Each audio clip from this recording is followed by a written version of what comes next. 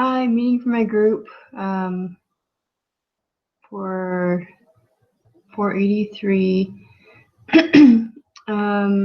My other group members couldn't meet, so just me tonight. The Noodles and Company case study, my thoughts on it. First question, what makes Noodles and Co. an attractive opportunity for Aaron Kennedy in 1995? Kennedy liked that it was something that went straight to the end user, and he said in the case that he had a good job at Pepsi, but he left because the company decided to focus more on managers and less on the end consumer. So I think that was a big reason that it was really attractive to him. And he thought that it was something that was healthy, that the general public could use as a great food alternative to what was available at the time. The second question, what caused the company's early struggles, and why do I think that? So I think that the way that they were just started was part of the problem. He didn't have the best research done on how to do this, and the recipes were just from at home. He hadn't really messed with the recipes too much. The food wasn't that great. Also, the restaurant itself wasn't as inviting of a place.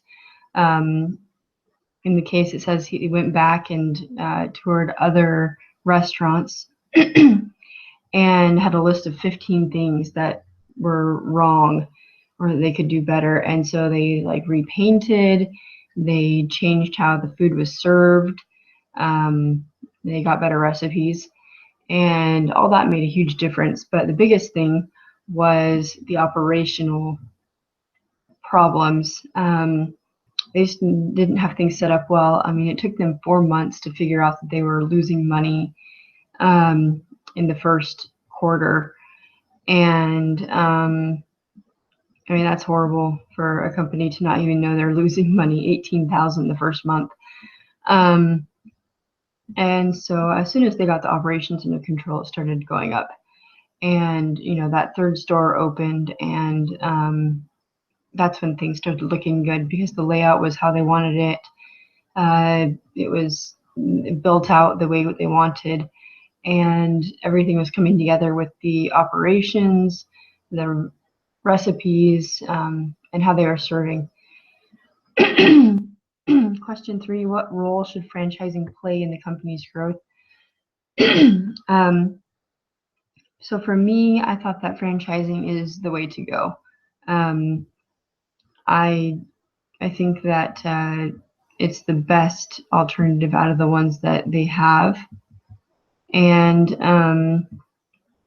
you know, they could do a company, all company growth, where they supply their own capital for it. But I think that's going to put a lot of strain, and I don't think they have enough manpower to really supply the same model that they have going right now.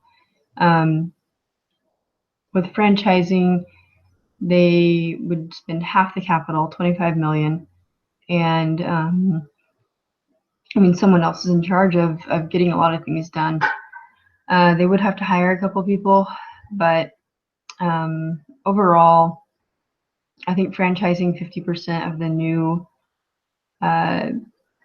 units, the new restaurants, will be a lot more effective in the long run. Number 4, what are the specific advantages and disadvantages of the franchising model? So the advantages for franchising are less upfront capital, allowing them to expand much more quickly and keeping ahead of the competition, which is a big concern of theirs, I think. They said repeatedly that the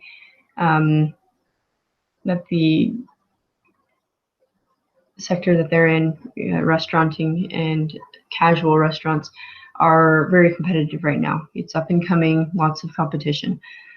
So you can get them up and ahead of the competition, quickly expanding, get them into new markets where they can be the first there, which I think from the case was rather important to be the first one there because they could maintain that 40% of market share.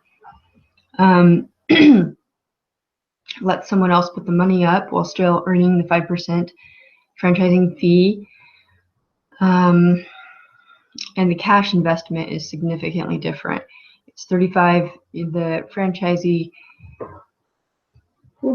does about 35,000 with all the costs of getting it going. And if they were to do it from the company, it'd be 450 to 500,000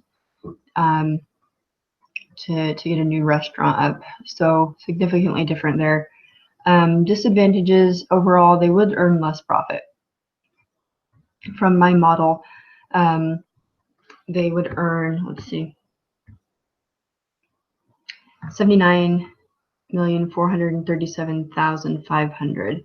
And if they company owned, if they did it through the company, they would earn 116,425,000.